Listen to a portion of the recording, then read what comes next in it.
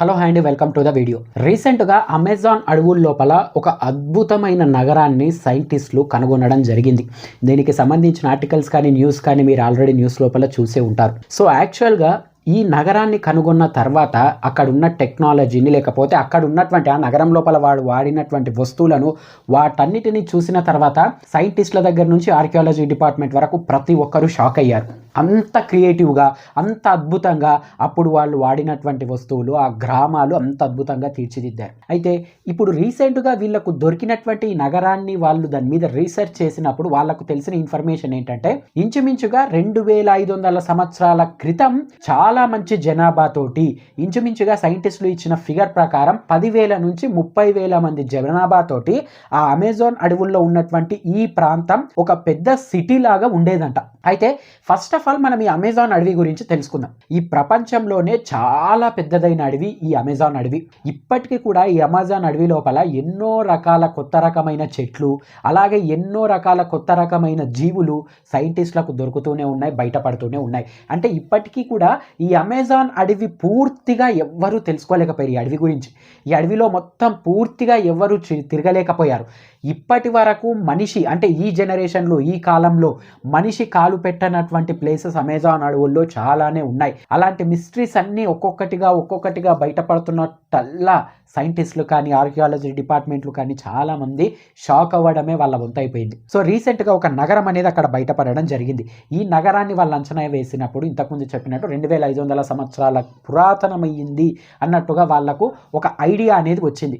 Laser technology తోటి ఆ నగరాన్ని సిస్టమ్ లోపల క్లియర్గా కన్స్ట్రక్షన్ చేయడానికి ట్రై చేశారు. అప్పుడు వాళ్ళు అనలైజ్ చేసిన దాని ప్రకారం వచ్చిన ఇన్ఫర్మేషన్ ఏంటంటే వాళ్ళ ఇండ్లు అనేటివి చెక్కతోనే కట్టుకునేవారంట. ఒక 3000 సంవత్సరాల క్రితమే వాళ్ళు చెక్కలతోనే ఇండ్లను అంత అద్భుతంగా, అంటే అన్ని ఫెసిలిటీస్ తోటి, ఒక భూకంపం వచ్చినా తట్టుకునే దగ్గర నుంచి పెద్ద తుఫాన్ వచ్చినా సరే తట్టుకునే విధంగా ఇల్లు ఉండేవంట.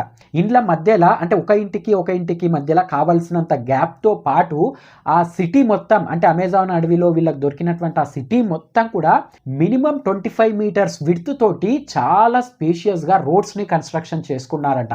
ఆ రోడ్స్ అలాగా ఆ ఇళ్లను చూస్తే ఏదో ఇప్పుడున్న సిచ్యువేషన్స్లలో, సిటీస్లలో మనము మంచి విల్లాస్ కట్టుకున్నటువంటి ఏరియాస్ ఉంటాయి చూసారా, ఆ రేంజ్లో అద్భుతంగా తీర్చిదిద్దుకున్నారంట.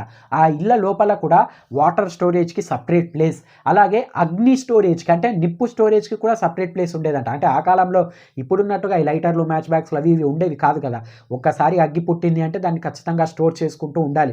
సో అగ్గి స్టోరేజ్కి సపరేట్ ప్లేసెస్, అలాగే నీటి స్టోరేజ్కి సపరేట్ ప్లేసెస్, అలాగే వాటర్ ప్యూరిఫికేషన్కి సంబంధించినటువంటి ఆధారాలు కూడా దొరికాయంట. అంటే నీళ్లు ఎలా దొరికితే అలానే తాగకుండా వాటిని ప్యూరిఫై చేసి వాటిని తాగే విధంగా కొన్ని ఎక్విప్మెంట్స్ వాళ్ళు డిజైన్ చేసుకున్నట్టుగా న్యాచురల్గా చెక్కతోటి, అక్కడున్న మట్టితోటి, చెట్లాకులతోటి న్యాచురల్గా వాళ్ళు అక్కడ డిజైన్ చేసుకొని వాడినట్టుగా ఆధారాలు సైంటిస్టులకు దొరికాయి. వీటన్నిటిని అనలైజ్ చేసిన తర్వాత ఇప్పుడు ఈ రేంజ్లో మనకు టెక్నాలజీ ఉన్నప్పుడు చాలా మిషన్స్ అనేటివి చాలా అద్భుతమైన ఫాస్ట్గా వర్క్ జరిగే విధంగా ఎన్నో రకంగా దొరుకుతూ ఉన్నాయి. సో ఇది పెద్ద విషయం ఏం కాదు.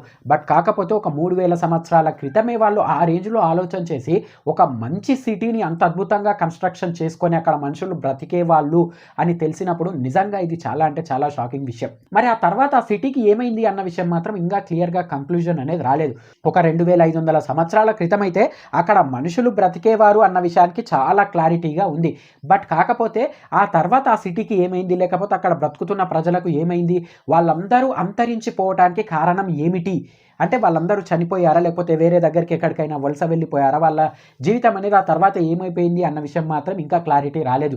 దాని మీద ఇంకా రీసెర్చ్ అనేది చేస్తున్నారు. అంటే ఆ సిటీ ఎలా అంతరించుకపోయింది, వాళ్ళ జీవన శైలి ఇంకా ఎలా ఉండేది అన్న విషయాల మీద ఇంకా క్లియర్ అనాలిసిస్ అనేవి చేస్తూ ఉన్నారు. కానీ వాళ్ళకు సంబంధించిన ఇన్ఫర్మేషన్ బయటకు వచ్చిన ప్రతిసారి మాత్రం ప్రపంచం షాక్ అవ్వాల్సిందే. ఇలాంటి అద్భుతమైన మిస్టరీస్ మీద మీ అభిప్రాయం ఏంటి అన్న విషయాన్ని ఖచ్చితంగా కామెంట్స్లో చెప్పండి.